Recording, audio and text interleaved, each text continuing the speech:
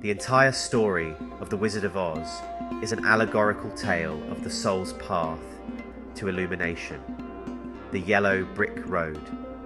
In Buddhism, and an important part of Theosophical teachings, the same concept is referred to as the golden path, hence the yellow brick road. The story starts with Dorothy Gale living in Kansas, which symbolizes the material world, the physical plane where each one of us starts our spiritual journey. Dorothy feels an urge to go over the rainbow, to reach the ethereal realm and follow the path to illumination.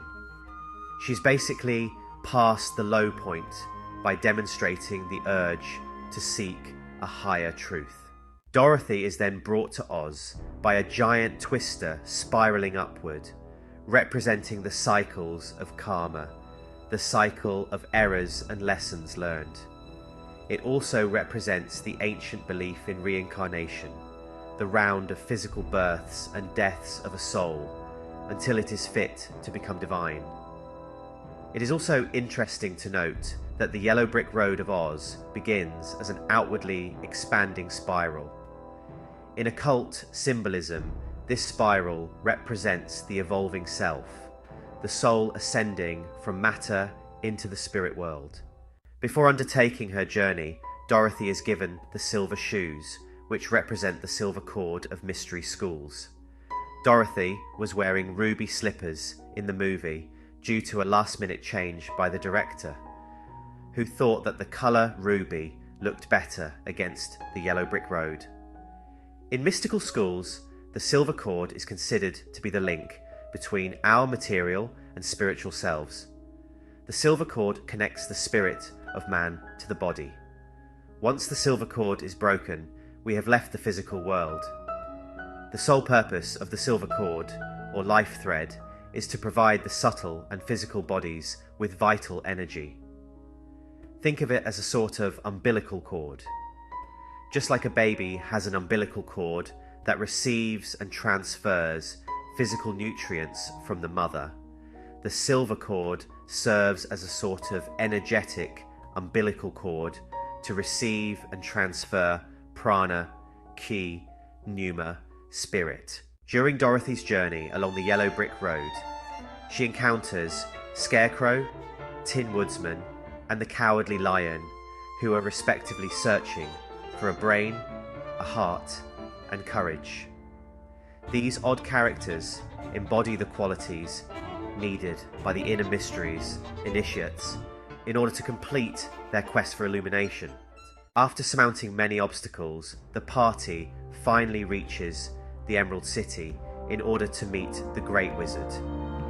Surrounded by artifices and special effects, remember, before meeting the wizard, they receive makeovers, perfecting them all as close as possible to the divine consciousness necessary to stand before the Wizard of Oz, symbolically representing God at this point. The wizard comes across as cruel, rude, and unwise.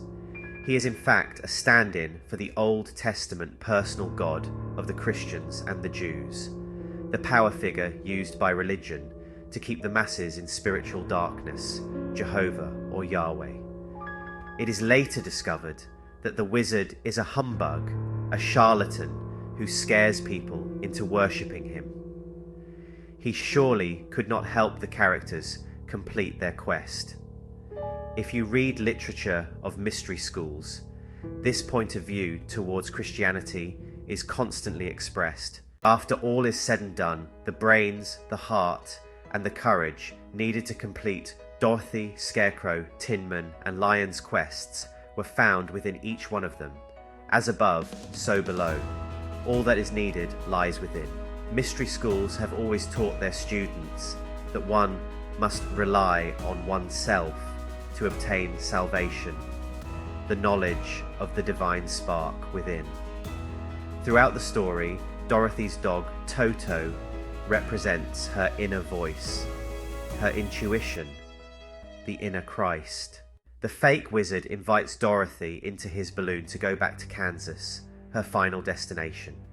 She, however, follows Toto, her intuition, and gets out of the balloon, which represents the empty promises of many organized religions. This leads to her ultimate revelation, and, with the help of the Good Witch of the North, her divine guide, she finally understands everything she ever wanted could be found in her own backyard. In order to obtain illumination, Dorothy had to vanquish the Wicked Witches of the East and the West, who were forming an evil horizontal axis, the material world. She was wise in listening to the advice of the Good Witches of the North and South, the vertical axis, the spiritual dimension. God meets man, as above, so below. Once she is back home, Dorothy awakens from her sleep in her bed, surrounded by her family. She tries to tell the unenlightened people what she experienced, and they all laugh. Anyone who's ever tried to tell someone something they weren't ready for will understand this feeling. At the end of the story, Dorothy, upon waking up in Kansas, has successfully combined her physical and spiritual life. She is now comfortable being herself again, and despite her family not really believing the details of her quest, she can finally say, "There is no place like home."